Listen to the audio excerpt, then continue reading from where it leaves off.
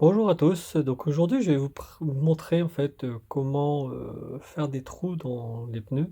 Parce qu'on me l'a demandé il y a pas si longtemps, mais je pense qu'une vidéo sera plus facile à expliquer, même si ça ne durera pas très, très longtemps, hein.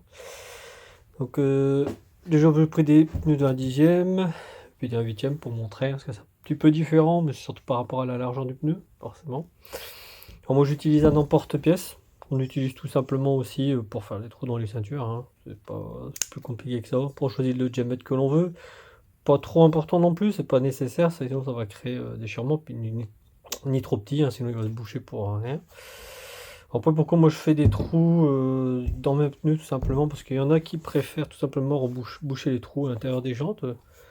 Le problème c'est que pour boucher les trous des jantes et que ça tienne, faut mettre quand même quelque chose d'assez solide. J'ai déjà fait plusieurs essais, hein, rien que du scotch, bon là c'est même pas la peine, ça ne tient pas. Des bons points de colle, même de colle à chaud, une bonne colle à chaud bien entendu, un bon bâton parce que forcément il y a un peu de tout en qualité à ce niveau-là. Avec tous ces essais que j'ai pu faire, j'ai remarqué que ça y bah, il y a rien à faire. Il y a un moment où ça a fini par lâcher et après l'eau elle est dedans et une fois qu'elle est dedans pour le faire sécher, c'est un calvaire, quoi.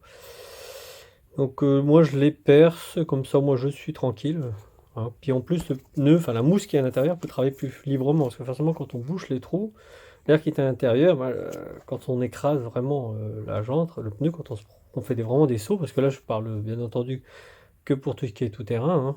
C'est pas pour les pistes que je vais faire des trous dans mes pneus. Donc là, du coup, bah, ça rentre en pression et c'est ça que le fait aussi que ça ne tient pas, hein, la déformation de la jante, tout. Donc, je vais vous montrer un peu comment je fais. Donc, souvent quand il y a plusieurs trous, bah, voilà, j'en fais comme là, j'en fais 2, je vais les faire en face, à peu près. Ça, l'air rentre avec, les forces centrifuges pour le s'il y a du sable, même s'il y a du sable, ça peut partir. Bien entendu, pas trop non plus et pas des trop gros grains, mais dans tous les cas, faut essayer en fait, justement pour l'emporte-pièce, j'essaie de me référer au moins à ce trou-là. Au moins tout ce qui pourrait rentrer dans ce trou-là, déjà sera retenu par la mousse, mais elle peut faire quand même le tour de la mousse, hein, en grande partie, j'ai jamais été plus embêté que ça. En tout cas depuis que je fais ça. J'ai jamais non plus démonté les mousses pendant les temps qui sont, mais en tout cas, le pneu ne prend plus de poids, quoi et parce que des fois, moi je roule quand même assez souvent, dans les dunes. Et quand je prenais du sable dedans, je peux vous assurer que le pneu faisait le double de poids, hein. Et puis alors le ballonnage, c'était même plus la peine. Des arrachements à répétition. Donc, en fait, je prends tout simplement, j'essaie de me mettre en face, hein, comme je vous l'ai dit. Et après, j'essaie d'atteindre, je passe tout simplement entre les deux. Et j'essaie d'atteindre le milieu de la lampe. Mais comme vous voyez là, sur du 1/8. Donc là, c'est pour juste un truggy, hein. Donc là, il fait celui-là de pneu, il me semble, de souvenir. Peut-être mesurer si j'ai ce qu'il faut là. Je crois qu'il fait un 90. Bon, on va dire, allez, comme mon 90. On va dire 90 en gros, hein. Donc j'arrive pas à aller forcément au centre, hein. Mais ça, c'est pas encore très très méchant parce qu'en plus, là j'ai un demi-offset. Donc quand j'appuie et dès qu'on entend un petit clips, oh, on entend, pas encore. Voilà. Vous l'avez peut-être pas entendu dans la vidéo, mais après c'est pareil, à la main vous le sentez, d'un seul coup il rentre, il faut pas appuyer plus, hein, bien entendu pas comme un fou. Sinon vous allez arracher déjà toute la mousse qu'il y aurait dedans, même si là vous allez peut-être l'ouvrir un tout petit peu, mais j'ai jamais eu non plus la mousse qui sortait ou qui s'arrachait, qui se détériorait juste pour ça, hein. Vraiment le trou qu'on voit il est vraiment pas gros du tout, hein, c'est juste pour passer quelques grains de sable, tout ce qui peut passer dans le trou de l'autre côté.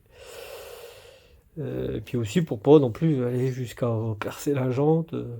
Mais bon, je pense qu'il faudrait vraiment appuyer comme un fou. Donc après je fais ça, la même chose de l'autre côté. Je sais à peu près, hein, c'est pas non plus au millimètre à ce niveau-là. Et j'ai tourné. Hop. J'avais tourné en porte-pièce. Peut-être l'entendre mieux ce coup-ci. Ah. Ça va, je pense que vous n'avez pas entendu non plus, je pense pas. Enfin après on le sent à la main. Donc là on va faire sur celui-là. Bon, les autres je les ferai à part, hein, pas besoin de vous le remontrer 10 fois. Donc là pareil, les dixièmes, bon alors là l'avantage, bon là le trou je peux rester sur celui-là, mais je peux encore descendre un petit peu. Donc on voit le trou forcément de celle-là, c'est vraiment petit, hein. Bon, je peux me permettre de descendre d'un cran. Comme ça permet aussi non plus de pas avoir un trou énorme par rapport à la voiture. Et là, comme on voit, bah, donc du 1/10, là j'arrive facilement à arriver vraiment au centre, hein. Alors peut-être t'entendre mieux sur cela. Voilà, j'ai entendu, d'un seul coup, crac. Après le pneu il est beaucoup plus fin aussi, hein. C'est pour ça qu'il faut vraiment pas appuyer fort, encore moins fort sur des 1/10. On fait ça de l'autre côté. Voilà.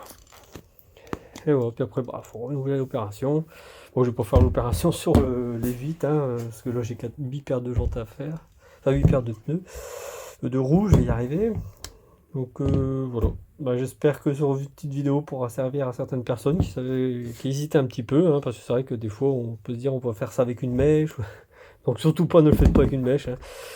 Quand j'étais plus jeune, ça m'est déjà arrivé de faire, vraiment pour essayer, et la mèche, non, là, ça va tourner, elle va s'entortiller, elle va tirer la mousse, et là, vous allez vraiment dégrader, hein. Vous allez avoir retrouvé avec un morceau de mousse en moins, sans compter qu'avec une mèche, on a vite fait de passer à travers tout, enfin, pas de mèche du tout, hein. Le top du top, c'est l'emporte-pièce, tout simplement.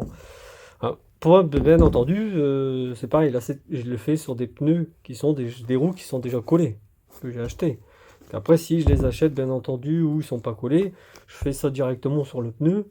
Et l'avantage aussi, c'est que bah, je peux être vraiment mieux, même sur des pneus à 8e, je pourrais vraiment écraser le pneu. Là. On voit que je suis bloqué, mais c'est surtout par la jante que je suis bloqué. Donc il y a aussi ça, hein. Si vous avez des pneus, avant de les coller, faites-le. Pensez-y, comme ça, au moins c'est beaucoup plus simple. Puis là, vous pouvez y aller, vous pouvez appuyer. Et quand vous allez appuyer, bah, vous allez taper, bien entendu, sur la partie métallique de la pince. Donc il n'y aura vraiment pas de risque, hein, pas de casser la pince. Donc c'est le mieux à faire. Et voilà, donc ça c'était pour l'exemple, surtout pour tout ce qui est collé, hein. Parce que maintenant c'est très rare que on arrive à trouver des pneus à part, de la mousse à part, tout ça c'est. À part vraiment en compétition, mais pour des roues comme les autres, vraiment de loisirs, hein, c'est plus compliqué. Hein, donc voilà. Bon, ben salut à tous, hein, et à la prochaine vidéo.